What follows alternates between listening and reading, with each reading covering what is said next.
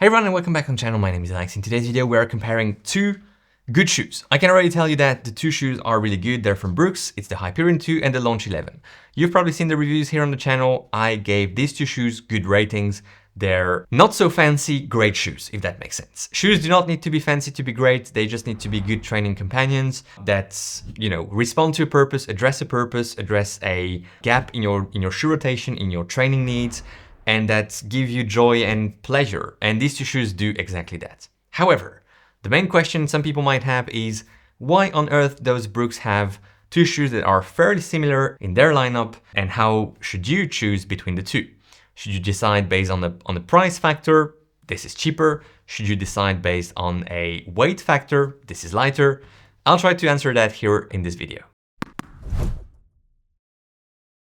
First of all, let's look at the specs of the two shoes. In terms of weight, we have a heavier shoe, the Launch 11, 262 grams in my size US 11 EU 45, 209 grams for the Hyperion 2. So more than 50 grams lighter for the Hyperion 2. You can definitely feel it when running in these two shoes. The Hyperion 2 feels more lightweight.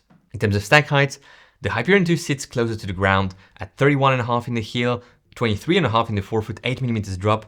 The Launch 11 has 35mm of stack height in the heel and comes therefore at 27mm in the forefoot, 8mm drop as well. The drop figure and the geometry overall feels very similar in the two shoes, but the stack height is different. The weight difference also comes from that. The Launch 11 has more foam and is heavier for that reason. The price point is also quite different. The Hyperion 2 comes at 150 euros when the Launch 11 comes at 120 euros. So the Launch is 30 euros cheaper. When it comes to the upper of the two shoes, I think the main difference will be in terms of what your expectations are. The Hyperion 2 has a much more pliable, flexible upper with less structure to it. It's more lightweight, the material is more breathable, the laces are more premium, they're textured laces, the tongue is less padded, the heel counter is less padded, and this feels like a more simple upper, more dialed in, with a maybe snugger fit and more, speed-oriented type of design.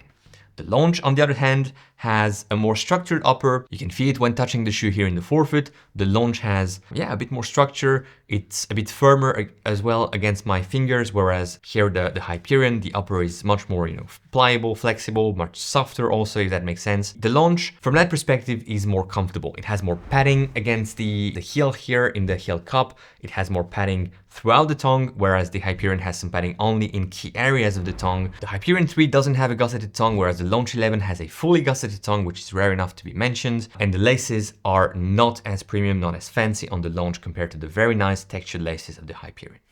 What do I prefer? I think I'm leaning towards the Launch in terms of upper, just because it offers a bit more comfort. I would probably do, because I have the opportunity to do it, I would take the Launch and just swap the laces for the Hyperion 3 laces instead, because they feel nicer and they offer more secure, better lacing experience. In terms of fit, the two shoes are true to size. They are on the shorter side of things, smaller side of things, just like most Brooks shoes, but the comfort is really good on the two shoes. The midsole is exactly the same in terms of compound, DNA Flash V2 nitrogen injected midsole, and it feels responsive, reactive, dynamic on the two shoes. Slightly different though on the two because of the stack height difference. More ground feel on the Hyperion 3, more protection, more leg protection, less ground feel, and a slightly more, let's say, plush feeling on the Launch. If I do a silly non-scientific test here in front of you with my two arms, you can see that the Hyperion here is bending a bit more easily, and when I release, it's going, you've seen how it's going. The Launch is bending, it's a bit harder to bend also because it's my left arm, but I can feel that I'm pushing more here. And it releases quite high, maybe even higher than the Hyperion. If it releases higher, I think the reason is that, first of all, I maybe pushed a bit harder. That's, again, a non-scientific test. I really want to highlight it. And also because the rubber outsole feels and looks a bit thicker here on the Launch 11. This could be encapsulating the midsole more. And then because it has that sort of shell structure that releases more energy, it goes higher. Very non-scientific and probably not the right explanation for the reason why it felt like it was launching higher, but I think it's really launching higher than the Hyperion. That being said, it correlates with one feeling, and that's a right feeling that I had with the two shoes. The Hyperion requires a bit more work, leg work, footwork. closer to the ground, like I said. It has 4 millimeters less of stack height compared to the launch. So you do feel the ground more, you do feel like you're working more with your legs.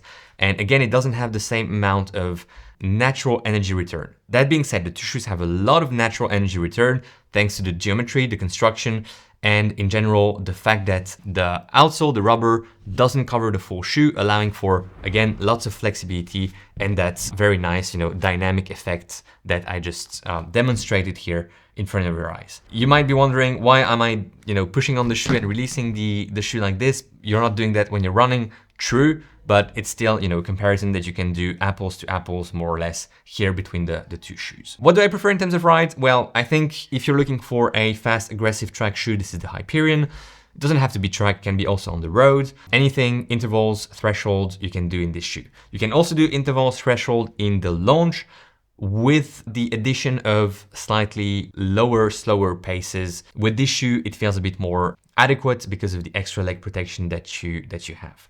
The Hyperion doesn't really work well for a long run, or, it does work well for a long run, but you have better shoes on the market at Brooks or other brands for that purpose. Whereas the launch you can take for an easy run, a long run if you really want to. At least it feels more adequate for that. I'm not saying it's the perfect shoe. Don't get me wrong, you have, again, better shoes at Brooks for that purpose or at any brand, but I feel like it's better, more suited for these type of purposes than the Hyperion. In terms of rubber coverage, I think there is a bit more rubber, both in terms of surface and thickness here on the launch, but the two shoes will give you exceptional durability. The price point is $120 on the launch, $150 on the Hyperion.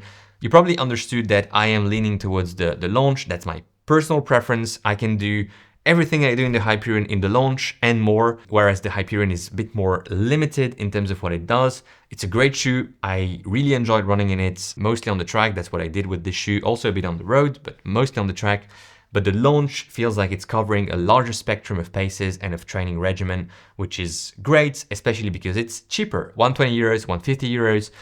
I would personally go for the launch, but if you're choosing any of the two shoes, you're doing a good choice because the two shoes are good, and that was already in my intro. Thanks for watching. If you want to see more comparisons, subscribe to this channel, like this video. It helps us. It helps the channel to grow. That's thanks to you. There's the Brooks 2025 playlist right here. Enjoy your run today. Enjoy your ride. Go beyond your limits, and I will see you in the next one.